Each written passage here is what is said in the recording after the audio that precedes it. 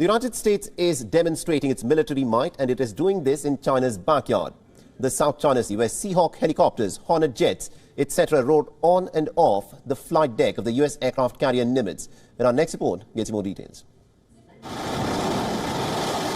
A demonstration of U.S. military power in some of the world's most hotly contested waters as dozens of combat planes and helicopters roar on and off the flight deck of the U.S. aircraft carrier Nimitz.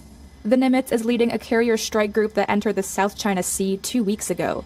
Its presence riles China, which claims historic jurisdiction over almost the entire South China Sea and sees the exercises as provocations in its backyard.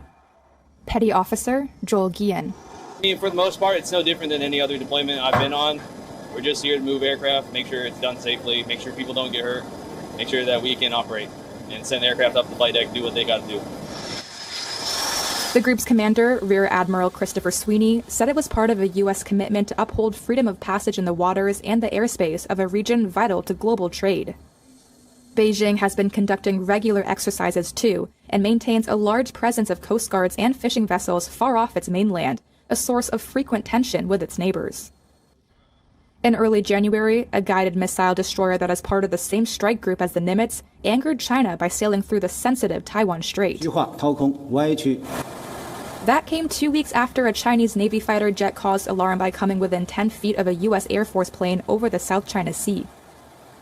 The U.S. presence in the South China Sea, a conduit for nearly $3.5 trillion worth of annual trade, has been welcomed by allies like Japan, South Korea, the Philippines, and Australia.